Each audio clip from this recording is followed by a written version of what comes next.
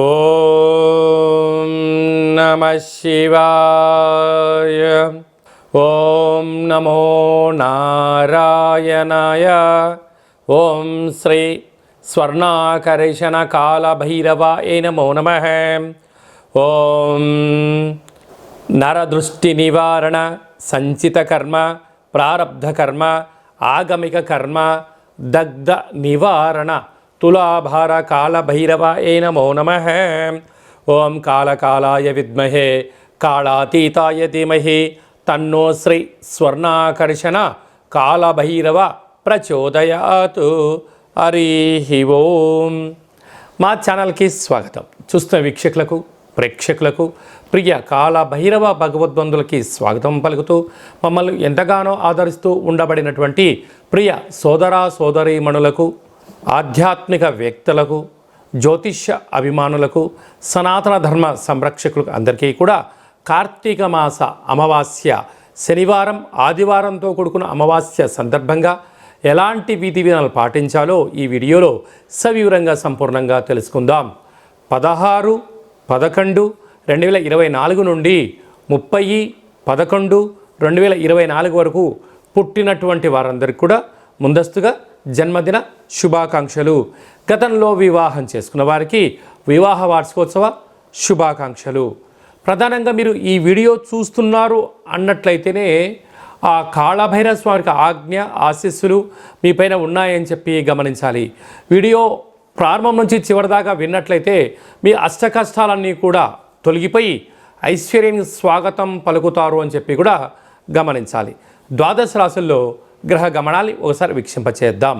వృషభ రాశిలో గురుచంద్రుల కలయిక గజకేసరి యోగంతో ప్రారంభమవడం, కర్కాటక రాశిలో కుజ భగవానుడు నీచభంగ సంచార స్థితి, కన్యరాశిలో కేతు సంచార స్థితి, వృశ్చిక రాశిలో రవి బుధ సంచార స్థితి, బుధాదిత్య రాజయోగము, ధనుసు రాశిలో శుక్ర భగవానుడు సంచార స్థితి, కుంభరాశిలో శని భగవానుడు వక్రగమన స్వక్షేత్ర సంచార స్థితి, మీనరాశిలో రాహు సంచార స్థితితో ద్వాదశ రాశుల్లో గ్రహ గమనాలు ఈ విధంగా ఉన్నాయి.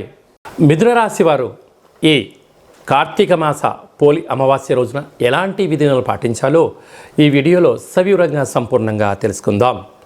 మిథున రాశిలో ఏ నక్షత్రాలు వస్తాయనగా మృగశిర నక్షత్రంలోని 3వ పాదం, 4వ పాదం, ఆరుద్ర నక్షత్రంలోని 4 పాదాలు, పునర్వసు నక్షత్రంలోని 1, 2, 3 పాదమును కలిపితే మిథున రాశి.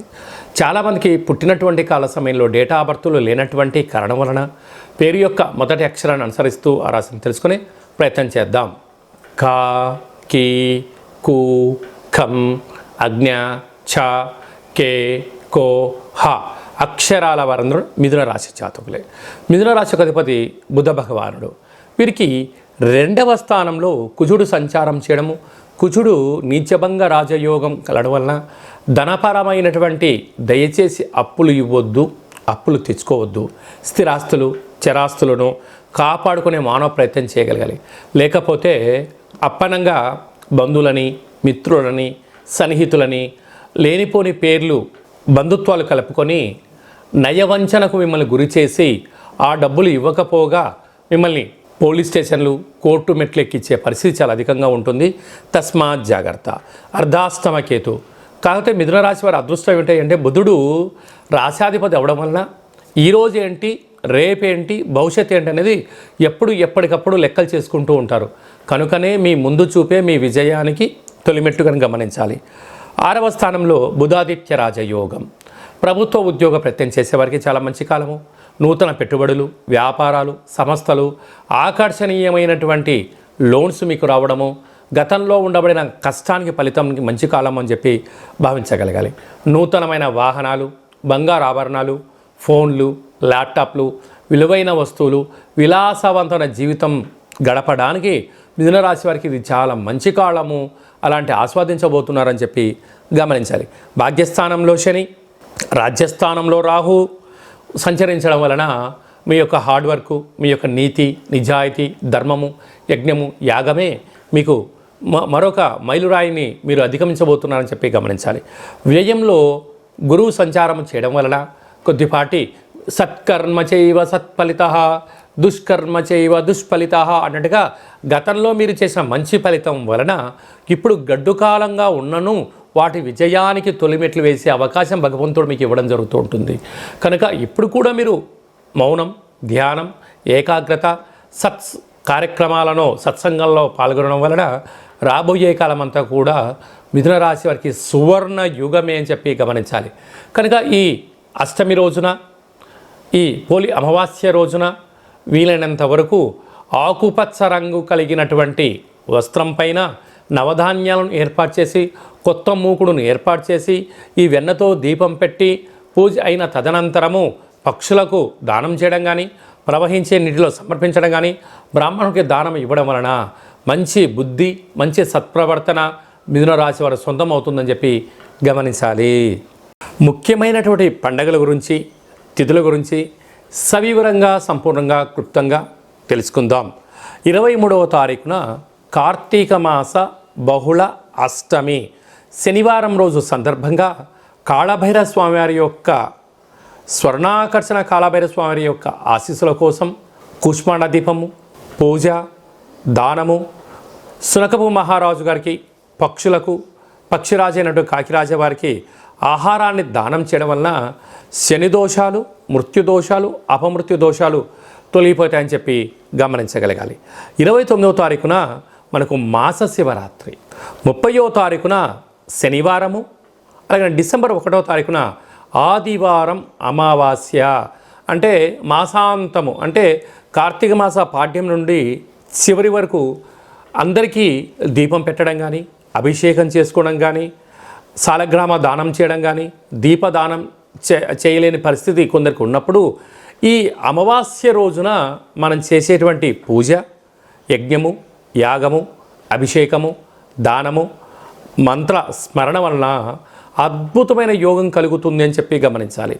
అందులో శనివారంతో కూడుకున్న అమావాస్య, ఆదివారం అమావాస్యతో కూడుకున్నటువంటి అమావాస్య, అందులో కార్తీక అమావాస్య అవ్వడం వలన మనం ఏం చేసా, ఏం చేయకపోయినా ఏం చేయగలగాలి అన్నట్లయితే ఇంటినల్లా శుద్ధి పెట్టుకొని, ఇంటికి మామిడాకులు, కొబ్బరాకులు అలంకరించుకొని, బిల్వదళాన్ని తీసుకువచ్చి ఇంట్లో మహాదేవుడికి మట్టితో చేసిన శివలింగానికి కానీ, ఇసుకతో చేసిన శివలింగానికి కానీ, విభూతితో చేసిన శివలింగానికి అభిషేకం చేసుకోవడము మనకు అదృష్టాన్ని, ఐశ్వర్యాన్ని కలిగిస్తుంటుంది. అనగా ఈ అమావాస్యను పోలి అమావాస్య అంటారు. అనగా మనకు ఒక 30-40 ఏళ్ళ కిందట ప్రతి ఇంట్లో కూడా పశువులు ఉండేటువంటివి, అనగా ఆవులు, బర్రెలు ఉండేటువంటి వంటిది. వీలైతే ఆవు వెన్నతో కానీ, లేకుంటే బర్రె పాలు కానీ ఒక 3 రోజుల ముందుగానే రోజు తీసుకొని చక్కగా ఆధ్యాత్మిక చింతన కలిగినటువంటి భక్తి నామస్మరణతో వేడి చేసి తోడు పెట్టి ఆ 3 రోజులు వచ్చేటువంటి ఆ మజ్జిగ పైన వచ్చేటువంటి వెన్నను తీసి మజ్జిగ కవ్వంతో చిలికి వచ్చేటువంటి వెన్నను ఈ అష్టమి రోజు కానీ, ఈ ఆదివారం అమావాస్య రోజు కానీ కొత్త వత్తితో, అంటే కొత్త పత్తితో దీపం పెట్టడం వలన సంపూర్ణమైనటువంటి భగవంతుడి యొక్క ఆశీస్సులు ఉంటాయని చెప్పి గమనించాలి. ఎందుకనగా మనము పాలను పంచామృతంగా ఏర్పాటు చేసుకొని మహాదేవుడికి రుద్రాభిషేకం చేసుకుంటూ ఉంటాం. పాలు కేవలం ఒక పూట మాత్రమే నిల్వ ఉంటాయి, వేడి చేస్తే 2వ రోజు దాకా మాత్రమే ఉంటాయి. అదే పాలల్లో కొద్దిపాటి తోడు వేస్తే ఒక 2 రోజుల వరకు నిల్వ ఉంటుంది. ఆ తోడుపైన వచ్చే మిగడను తీసి చిలికి వెన్న తీసినట్టయితే మాసాంతం వరకు చాలా బాగుంటుంది.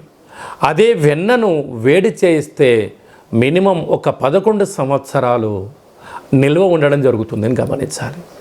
కనుక అలాంటి వెన్నతో దీపం పెట్టడం వలన పుష్కర కాలంలో, అంటే గతంలో 11 ఏళ్ళ నుంచి మనం బాధపడుతున్న వారందరికీ కూడా దోషం తొలగి రాబోయే 12 ఏళ్ళ వరకు ఐశ్వర్యము మన అందరి సొంతమవుతుందని చెప్పి గమనించాలి. కనుక ఈ ఒక్క విధి విధానం పాటిద్దాం, మహాదేవుణ్ణి తృప్తిపరుద్దాం, పోలి అమావాస్య రోజు దీపాన్ని పెడదాం, చేసే ప్రయత్నం చేద్దాం. మీకు అలా కుదరలేదు అనుకుంటున్న వారందరూ కూడా మీ యొక్క గోత్రనామాల్ని పంపించినట్లయితే మీ పేరు పైన పాలును తీసుకొని తోడు వేసి పెరుగును చేసి చిలికించి ఆ యొక్క వెన్నతో దీపాన్ని పెట్టి మీ గోత్రనామాలతో పూజ చేసి మీకు ఇదంతా కూడా వాట్సాప్ కాల్ ద్వారా వీడియో కాల్ ద్వారా చూపించి స్వామివారి యొక్క ప్రసాదాన్ని మీకు ఇంటికి కొరియర్ చేయడం జరుగుతుంది అని చెప్పి గమనించాలి. అలాగనే ఈ యొక్క కార్తీక మాసంలో స్వర్ణాకర్షణ కాళభైరవ స్వామివారు ఉంటారు కనుక బిల్వదళంతో మహాదేవుడికి అర్చన చేసుకోవడం, విభూతితో అభిషేకం చేసుకొని ఆ విభూతిని లలాట స్థానంలో పెట్టుకోవడం వలన బ్రహ్మరాసిన వ్రాతను కూడా తొలగించుకొని మనకేం కావాలో అది మనసులో అనుకోవడం వలన అద్భుతమైనటువంటి ఐశ్వర్యం, ఆనందం మన సొంతమవుతుంది. కనుక ఈ స్వర్ణాకర్షణ కాళభైరవ స్వామి యొక్క పూజా విధానము, ముడుపు, దీపము, కూష్మాండ దీపము, అభిషేక హోమ కార్యక్రమాలు చేయించాలి అనుకున్న వారందరూ ఈ కింద మనం సంప్రదించినట్లయితే మీకు వీడియో కాల్ ద్వారా పూజా కార్యక్రమం చేయించి ప్రసాదాన్ని కూడా తమరికి అందజేయడం జరుగుతుందని చెప్పి గమనించాలి. అలాగనే ఈ యొక్క పాత్రను స్వర్ణాకర్షణ కాళభైరవ స్వామి యొక్క అక్షయ పాత్ర అంటారు. అక్షయం అనగా నశించబడినటువంటిది. ఇందులో 12 రాసులను అచ్చివేసి ఉండడం జరుగుతుంటుంది. ఈ యొక్క పాత్ర సహాయం చేత ప్రతిరోజు మనం ఇంట్లో పూజ చేసిన తర్వాత ఉదయం కానీ సాయంత్రం కానీ ఇలా శబ్దం చేయడం వలన ఓంకార శబ్దం రావడం జరుగుతుంటుంది.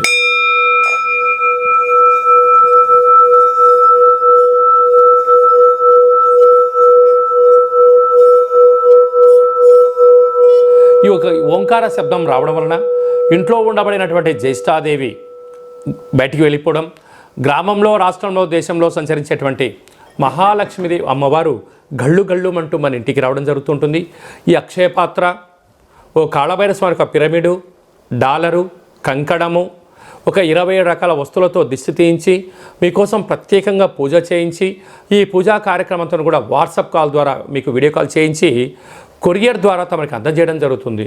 కనుక మనమందరం కూడా ఇంట్లో కాళభైరవ స్వామిని స్మరిద్దాం, అక్షయపాత్ర ఉంచుకుందాం, అష్ట కష్టాలకు స్వస్తి పలుకుదాం, అష్ట ఐశ్వర్యకి స్వాగతం పలుకుదాం, సకల దుష్టగ్రహాలు, నరదృష్టి, సకల కర్మ దోష నివారణ కలుగుతుందని చెప్పి గమనిద్దాం. స్వామివారి యొక్క అక్షయపాత్రను ఇంట్లో ఉంచుకుందాం.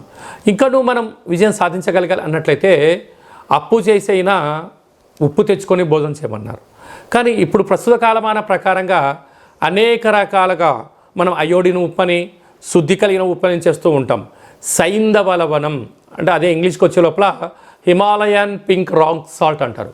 ఈ రాక్ సాల్ట్ను, ఈ ఉప్పును దీపంగా ఏర్పాటు చేసుకొని ఆ దీపం అంటే ఒక టెంపరేచర్లో వేడి చేసి ఆ ఉప్పును గాలిలో కలపడం వల్ల ఇంట్లో ఆక్సిజన్ లెవెల్స్ పెరగడం, అంటే ఇప్పుడు అసలే మనకు చలికాలం కూడా ప్రారంభమవుతుంది కనుక ప్రధానంగా జలుబు సమస్య తగ్గడం, నెగిటివిటీ లేకుండా ఉండడం, అంటే 4 వైపులా పైన 30 అడుగుల మేరకు నెగిటివిటీ మన ఇంట్లోకి రాకుండా ఆపడం, ప్రశాంతమైన వాతావరణం కలిగి ఉండడం, అదే కాకుండా మనం ఏదైతే అనుకుంటామో దాన్ని విజయ సాధనకు ఉండబడిన అడ్డంకులు తొలగిపోతాయని చెప్పి గమనించాలి.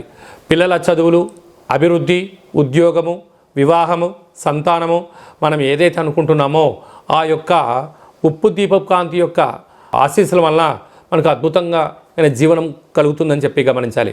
కనుక మనం అందరము కూడా ఈ కాళభైరవ స్వామి యొక్క సైంధవ లవణ ఉప్పు దీపాన్ని ఇంట్లో పెట్టుకుందాం, కష్టాలను తొలగించుకుందాం, ఐశ్వర్యకి స్వాగతం పలుకుతామని చెప్పి గమనించాలి. అలాగే మీ వ్యక్తిగత జాతకం తెలుసుకోవాలనుకుంటున్నారా? మీ పేరు, పుట్టినటువంటి తేదీ, నెల, సంవత్సరం, సమయం రాసి మీరు వాట్సాప్లో పంపించగలిగినట్లయితే 100 సంవత్సరాల జాతకాన్ని వ్రాసి పంపించి మీరు పుట్టినప్పుడు గ్రహ గమనాలు ఎలా ఉన్నాయి, ప్రస్తుతం ఎలా ఉంటున్నాయి, రాబోయే కాలం ఎలా ఉంటున్నాయో తెలియజేయడం జరుగుతుందని చెప్పి గమనించాలి. చాలామందికి పుట్టినటువంటి కాల సమయంలో డేటా బర్త్లు లేనటువంటి వారికి మీ పేరు యొక్క మొదటి అక్షరాన్ని అనుసరిస్తూ రాశిని తెలియచేస్తూ గవ్వల ద్వారా అనగా రమణ శాస్త్రం ద్వారా భూత, భవిష్యత్, వర్తమానాన్ని తెలియజేయడం జరుగుతుందని చెప్పి గమనించాలి. కనుక అపాయింట్మెంట్ తీసుకొని సంప్రదించగలిగినట్లయితే మీ యొక్క జాతకాన్ని సంపూర్ణంగా చెప్పి మీ యొక్క గోత్రనామాలతో కాళభైరవ స్వామి దగ్గర దీపము, అలాగనే విశేషమైనటువంటి ముడుపు కట్టి మీకు వీడియో కాల్ కూడా చూపించడం జరుగుతుందని చెప్పి గమనించాలి. మీ భార్యాభర్తలు తరచుగా గొడవ పడుతున్నారా? జాతకంలో ఏమైనా దోషాలు ఉంటే ఇలా జరుగుతుంటాయి. కనుక ఎందుకు గొడవ పడుతున్నారు, ఎందుకు పోలీస్ స్టేషన్ల దాకా వెళ్తున్నారు, ఎందుకు కోర్టు సమస్యలో బాధపడుతున్నారో మీ యొక్క పేర్లలో స్వల్పమైన మార్పులు చేయడం వలన అద్భుతమైన ఆనందం కలుగుతుందని చెప్పి గమనించాలి. మీ అబ్బాయి కానీ అమ్మాయి కానీ తరచూ వివాహ ప్రయత్నం చేస్తుంటే అవ్వట్లేదా? ఎందుకు అవ్వట్లేదో, జాతకంలో ఎలాంటి యోగం ఉంది, ఎలాంటి దోషం ఉంది కూడా తెలుసుకుందాం. ఎవరికైనా కాళభైరవ మంత్ర సాధన ఎలా చేసుకోవాలి, సాధన చేయడం వల్ల ఎలాంటి ఫలితాలు ఉంటాయి అనేటువంటిది కూడా మన యొక్క దేవాలయంలో శిక్షణ ఇవ్వడం కూడా జరుగుతుందని చెప్పి గమనించాలి. అందరిపైనను శ్రీ స్వర్ణాకర్షణ కాళభైరవ స్వామి ఆశీర్వాదాలను కోరుకుంటూ ఆశీర్వచనం. నమస్తే అస్తు భగవన్ విశ్వేశ్వరాయ మహాదేవాయ త్రయంబకాయ త్రిపురాంతకాయ త్రికాగ్నికాలాయ కాలాగ్నిరుద్రాయ నీలకంఠాయ మృత్యుంజయాయ సర్వేశ్వరాయ సదాశివాయ శ్రీమన్మన్మహాదేవాయ నమో నమః. శతమానం భవతి శతాయు పురుష సతేంద్రియ ఆయుష్యేవేంద్రియే ప్రతిష్టతి. ధనం ధాన్యం బహుపుత్రలాభం శత సంవత్సరం దీర్ఘమాయు. సర్వే జనా సుఖినో భవంతు, లోకా సమస్తా సుఖినో భవంతు. సర్వం శ్రీ స్వర్ణాకర్షణ కాళభైరవ దేవతార్పణమస్తు. హరి ఓం. ఈ వీడియో మీకు నచ్చినట్టయితే ఒక చిన్న లైక్ చేయండి, షేర్ చేయండి. మీరు ఎవరి క్షేమాన్ని కోరుకుంటున్నారో, మీ క్షేమాన్ని ఎవరైతే కోరుకుంటున్నారో వారందరికీ కూడా కాళభైరవ స్వామి వారి యొక్క ఆశీస్సులు కలగాలని కోరుకుంటూ ఫార్వర్డ్ చేసి హిందూ ధర్మాన్ని కాపాడండి, భగవంతుడి యొక్క ఆశీస్సులు పొందండి.